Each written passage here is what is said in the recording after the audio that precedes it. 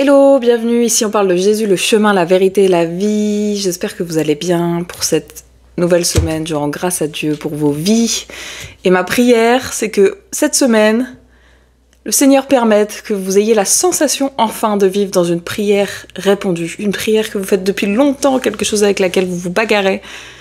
Et juste que vous expérimentiez, nous expérimentions ce truc du « Ah, ça y est, Seigneur, t'as répondu ». Comme un marathonien qui franchit la ligne d'arrivée. En mode, c'est fini. Les heures et les heures et les années de préparation. C'est fini. Maintenant, il n'y a plus que du repos. Voilà, moi, je veux que ce soit votre ressenti pour quelque chose que le Seigneur va faire cette semaine, dans le nom de Jésus. La méditation du jour, c'est vos paroles ont-elles du sel? On est dans Colossiens, chapitre 4, verset 6. Que votre parole soit toujours accompagnée de grâce, assaisonnée de sel, afin que vous sachiez comment il faut répondre à chacun. J'aime particulièrement ce passage car il nous met tous face à notre responsabilité et nous permet de nous examiner afin de savoir si nous sommes conformes à ce que le Seigneur attend de nous. Ah, le sel.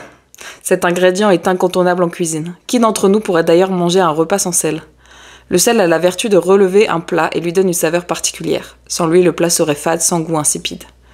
De même, Paul nous exhorte à accompagner nos paroles de grâce et à les assaisonner de sel.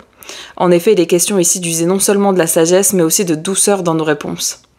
Alors, chrétien, comment réponds-tu aux autres?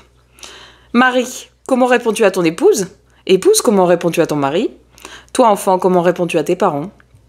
Toi qui es employé, comment réponds-tu à ton employeur? Et vice-versa.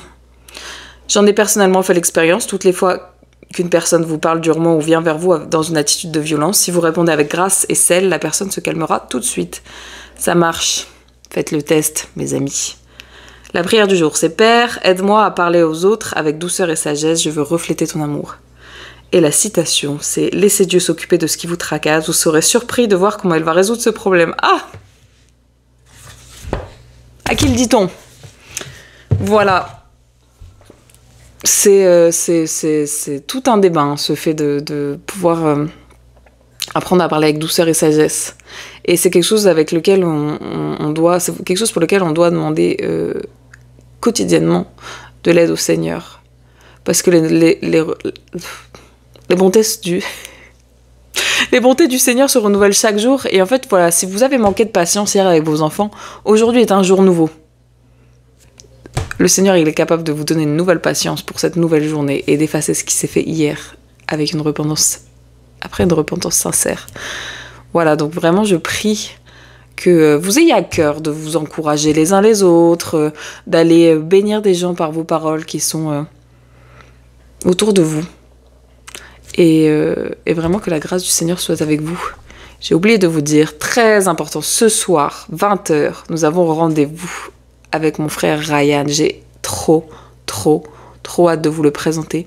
Donc si vous pouvez déjà commencer à prier pour ça, pour le live qu'on va faire ce soir, et soyez au rendez-vous parce que ça va être incroyable. Voilà. Et pareil, amis, modérateurs et modératrices, je vais avoir besoin de vous. Soyez bénis. Bonne journée.